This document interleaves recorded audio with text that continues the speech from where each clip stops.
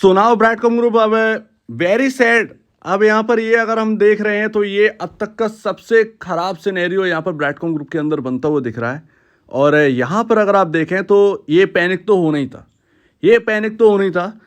अब ये हमें देखना है कि यहाँ पर स्टॉक के अंदर जो चल रहा है, इस कंपनी के अंदर जो चल रहा है वो कितने कंपनियों के अंदर चल चुका है। एक नाम निकल के आया सिक्योर क्लाउड, उसके अंदर भी प्रमोटर ने हेरा फेरी करी थी, वहाँ पर भी इंटरिम ऑर्डर आए थे, वहाँ पर भी यहाँ पर फाइनेंशियल फॉरेंसिक ऑडिट यहाँ पर करी गई थी। पहली बात। दूसरी बात, क्या कंपनी बिकेगी, ये बहुत इंपॉर्टेंट है। और क्या ये एक फ्रॉड है, ये आपको पता होना चाहिए कि क्या ये एक फ्रॉड है या नहीं है, क्या ये फ्रॉड की गिनती में आएगा, क्योंकि कंपनी के जो टॉप मैनेजमेंट है उसको बाहर कर दिया गया है। सेबी का सीधा कहना है कि यहाँ पर मैनेजमेंट जो है वो जब तक कुर्सी पर रहेंगे, पोजीशन पर रहेंगे, वो हर संभव कोशिश करेंगे फॉरेंसिक ऑडिट को रोकने की। मतलब जो हमें लग रहा था कि सो कॉज नोटिस एक लास्ट फॉरेंसिक ऑडिट है, जो कि हम मान के चल रहे थे, जो कि लग भी रहा था असल में, क्योंकि एक बहुत लंबे समय के बाद सो कॉज नोटिस आया, इंटरिम ऑर्डर आया, उसके बाद फाइनल ऑर्डर लग रहा था कि फाइनल में क्या निकलेगा उसके ऊपर। लेकिन ये जो मामला जो निकला है, ये अब तक का सबसे खराब सिनेरियो हम देख रहे हैं। और हर जगह देखिए कि टीवी चैनल से किस तरीके से आज सुबह से कवर करने पर लगे हैं ब्रैडकॉम ग्रुप को, ये देखकर काफी दुख लगता है। और वाकई में ये काफी बड़ा मामला यहाँ पर निकल के आया। 850 करोड़ थोड़ा बहुत नहीं होता, 85 करोड़ होता चलो ठीक है, एक वक्त हम कह सकते हैं, लेकिन ये 10 गुना फिगर है, तो ये अपने आप में एक बड़ी बात है। और इस पैसे का हुआ क्या, ये आपको जल्द से जल्द पता होने वाला है। इसके साथ साथ अगर आप देखें तो शंकर शर्मा के ऊपर भी काफी बात यहाँ पर उठी है। शंकर शर्मा का भी बयान आया है, अगर आप देखें बिजनेस लाइन के अंदर अगर आप देखेंगे तो वो आपको देखने को मिलेगा। लेकिन फिलहाल जो है वो पैनिक बहुत बड़ा है, बहुत बड़ा पैनिक है, और ये आसानी से अभी नहीं हटने वाला। ये आप ध्यान रखिए, 5-6 दिन तो ये समझिए पैनिक के अंदर चले गए। और आप देखिए पैनिक इस कदर है, मतलब 10,912 orders.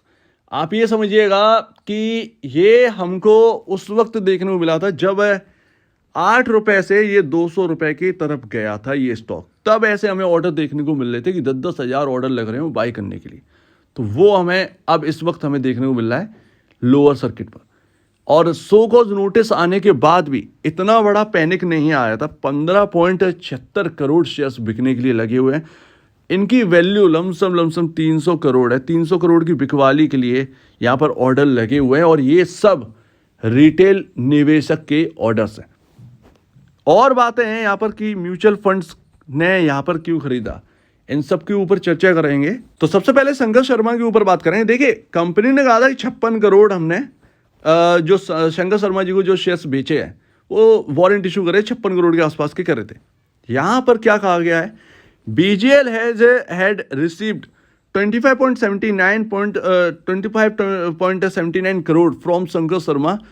Subsequently, Shankar Sharma by email dated जुलाई 25 से जुलाई 26 को informed SEBI that he paid 14.19 crore towards warrant application money. यानी कि जो बताया जा रहा है कि 56 करोड़ पहले वो 25.69 करोड़ हुआ। उसके बाद शंकर शर्मा बता रहे हैं कि यहाँ पर 25 और 26 जुलाई को ईमेल के तौर पर 14.19 करोड़ रुपए यहाँ पर दिए गए हैं उनकी तरफ से। और यहाँ पर ये दिया गया है ब्रैडकॉम ग्रुप लिमिटेड के HDFC अकाउंट में। और यहाँ पर कंपनी जो है वो शंकर शर्मा के जो रिसिप्ट है उनको नहीं दिखा पा रही है। ये एक बड़ी बात। अब ये कंपनी के अंदर ऐसा यहाँ पर देखने को मिला था, यानी कि सिक्योर क्लाउड टेक्नोलॉजीज लिमिटेड, इनके प्रमोटर भी बहुत बड़े धोखेबाज हैं, फ्रॉड में पकड़े गए। और यहाँ पर हुआ क्या, इसका खामियाजा क्या भुगतना पड़ा भाई, सिंपल है ये देखना कि प्रमोटर को क्या देखना पड़ा। एक फाइन देखना पड़ा, एक बड़ा फाइन देखना पड़ा। खैर ये बड़ा फाइन इतना बड़ा नहीं है कि प्रमोटर्स का बहुत कुछ चला गया हो, प्रमोटर का कुछ नहीं गया। असल में शेयर होल्डर्स जो थे, रिटेल इन्वेस्टर्स, उन्होंने बहुत बड़ा क्रैश देखा इस स्टॉक के अंदर। और ये क्रैश देखने के बाद मतलब उनका क्या हुआ होगा, तो ये इंपॉर्टेंट है। प्रमोटर के ऊपर ज़्यादा से ज़्यादा कितना यहाँ पर लगा है, कई जगह पर 55 लाख बताते हैं कि 55 लाख का यहाँ पर फाइन लगा। और कई जगह पर दिखाते हैं कि 10 करोड़ का फाइन लगा, ये यहाँ पर रिपोर्ट सजेस्टेड है, लेकिन असलियत में ये फाइन कोई मतलब नहीं रखते प्रमोटर्स के लिए। मेन ये है कि रिटेल को क्या झेलना पड़ा, एक क्रैश, स्टॉक तो अब सही सलामत है, लेकिन एक क्रैश के बाद 41 रुपये आपको देखने को मिल रहा है। ये स्टॉक कभी 200 रुपये पर हुआ करता था, 200 रुपये पर। तो ऑलरेडी यहाँ पर ब्रैडकॉम ग्रुप जो है ना वो 90% ऑलरेडी हो चुका है। हम भी वो क्रैश ऑलरेडी देख चुके हैं, जबकि हमारे ये रिपोर्ट जो है ना वो बाद में आ रही है। तो ये एक बहुत बड़ी बात है कि स्टॉक्स क्रैश हो जाते हैं और वो ऑलरेडी हम क्रैश देख चुके हैं। अब देखिए यहाँ पर एक चीज़ तो क्लियर है कि प्राइस में एक बड़ा फॉल तो आ चुका है। जिस तरीके से प्रेशर दिख रहा है वो 6 दिन तो आपका 6 रुपये तो इसके अंदर से गया है यहाँ से, एटलीस्ट कोई सपोर्ट कोई रेजिस्टेंस काम आएगा पता नहीं भाई, सीधी सी बात है। क्योंकि पैनिक जब बढ़ता है तो फिर ये सब नहीं आती है, राइट। तो अभी ठीक है, उसको टैकल करेंगे, लेकिन यहाँ पर मैं आपको बता दूँ, अपने ऊपर ब्लेम करना बंद कर दीजिए कि आपने ऐसा स्टॉक क्यों खरीदा या इसने ऐसा क्यों बोल दिया। देखिए जब चीज़ें बिगड़ती हैं तो दूसरे पर ब्लेम डाला जाता है, और मैं आपसे कह रहा हूं कि अगर आपने फंडामेंटल बेसिस पर ये स्टॉक लिया था आपकी कोई गलती नहीं है, क्योंकि एक रिटेल इन्वेस्टर, मैं भी एक रिटेल इन्वेस्टर ही हूँ, सीधी सी बात है। और मैं जानता हूँ कि रिटेल इन्वेस्टर को क्या महसूस होता है, उसी हिसाब से मैं बात भी करता हूँ।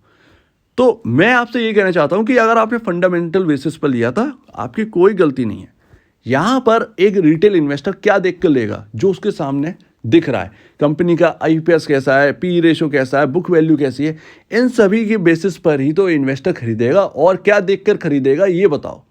आज चलो मैं बात कर रहा हूँ, आप मेरे को कमेंट लिख रहे हो कि ये क्या तुम्हारे यूट्यूबर के चक्कर में ये सब हो गया। मुझे बाकी यूट्यूबर की कोई परवाह नहीं है, मुझे नहीं पता उन्होंने क्या बोला, सीधी सी बात है। यहाँ पर मैंने टाइम टू टाइम कवर किया है हर चीज़, अच्छी से अच्छी बुरी से बुरी। किसी को नहीं पता था कि कभी ये फॉरेंसिक ऑडिट इसके अंदर स्टार्ट हो जाएगा। सिंपल सी बात है, फॉरेंसिक ऑडिट स्टार्ट हुआ, किसी को नहीं पता था। एक खबर आई, स्टॉक क्रैश कर गया, समझने में ही मतलब ये समझिए स्टॉक में 40-50 रुपये तो उड़ गए, ठीक है।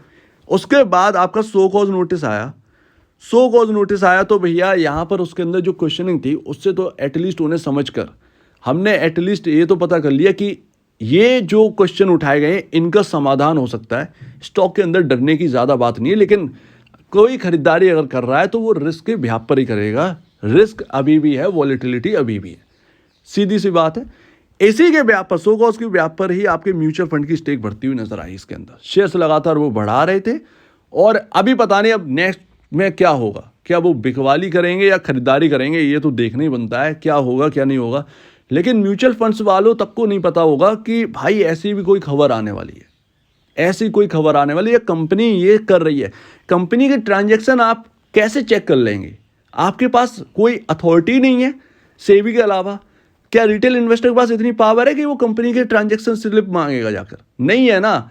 क्या मेरे क्या इतनी बड़ी पहुंच है, क्या मेरा इतना बड़ा चैनल है, या फिर मैं BCG के अंदर मैनेजमेंट के अंदर मौजूद हूं कि मैं ट्रांजैक्शन स्लिप्स जो है उनसे मंगवाऊंगा, कि मैं चेक करवाता हूं? नहीं है ना, इतनी पावर किसी के पास नहीं है। जो कि ऊपर ऑफिशियल्स बैठे हैं उनके पास है, ये सेबी NSE ही कर सकते हैं। बाकी छोटा मोटा रिटेल इन्वेस्टर या मेरे जैसा लोग, कोई किसी के हाथ में इतना नहीं है कि कंपनी के अंदर घुसकर उनकी जानकारी निकाल ले। ये सब नहीं हो सकता है। ये किसी भी कंपनी के अंदर होता तो आप बताइए DHFL ही क्यों डूबती, कितने लोगों का पैसा डूब गया उसके अंदर, तो वो कुछ कर पाए नहीं कर पाए। तो वही बात है, यहाँ पर सबसे बढ़िया यही है कि भैया ब्लेमिंग बंद करो, ये देखो कि अब होना क्या है, क्या कंपनी दूसरे के हाथ में जा रही है या फिर यहाँ पर कुछ होने वाला है, और खबर आ जाए और अगर क्लैरिफिकेशन अगर क्लियर आ जाए तो ही हम बच सकते हैं। अदरवाइज यहाँ पर पैनिक तो ऑलरेडी है ही। तो ये बातें मत किया करो, ब्लेम मत करो। एक ईमानदारी से मैंने आपके हर चीज़ का जवाब दिया है, एक तरीके से हर बात का आपको जवाब दिया है। आपने तुरंत जब भी मैसेज किया है ना, मैं तुरंत उसका रिप्लाई किया है, तो वो आप मत कहिए।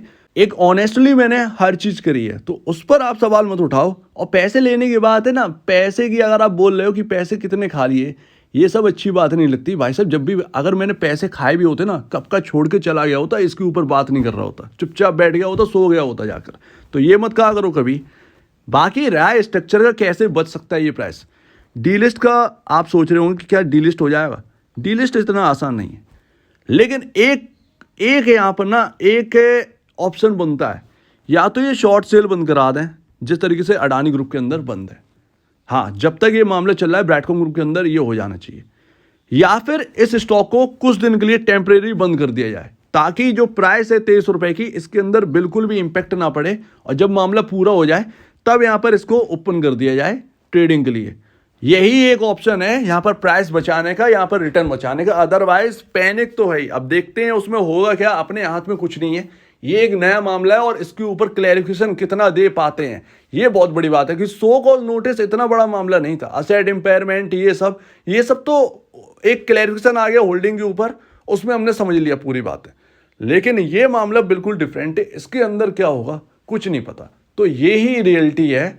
और अगर किसी को यहाँ पर लग रहा है कि उसे बेच लेना चाहिए, उसके निचले लेवल के हैं, प्रॉफिट बुकिंग कर लेना चाहिए, तो भाई आप कर सकते हैं, इसमें कोई शक की बात नहीं है। क्योंकि डर हर एक के अंदर है, इसमें कोई शक की बात नहीं है, डर हर एक के अंदर है। बाकी जो अभी भी है, अपना शुरू से बात है, स्ट्रेटजी बना के चलिए। यहाँ पर क्या करना है ये हम देखते हैं, फर्दर इन्फॉर्मेशन आने दीजिए। अभी तो कुछ समझ में नहीं आ रहा, ये तो क्लियर है। हम बस यही कर सकते हैं कि किसी और कंपनी के अंदर क्या क्या हुआ है वो हम देख सकते हैं। तो उसमें सिक्योर क्लाउड के अंदर तो पेनल्टी लग गई प्रमोटर के ऊपर, लेकिन अगर इस कंपनी के अंदर ये प्रमोटर अगर वापस आए, इसको रत्ती भर तवज्जो देना ही नहीं है, बिल्कुल नहीं देना है इस कंपनी के प्रमोटर को, बिल्कुल रत्ती भर नहीं। इनका क्लैरिफिकेशन, अगर इन्होंने वाकई में ये गलती कर रहे हैं, सेबी पकड़ रहा है, इसके बाद तो भरोसा आता ही नहीं है। ऐसे प्रमोटर को तो बिल्कुल दूर से हटा देना चाहिए मार्केट से, सिंपल है।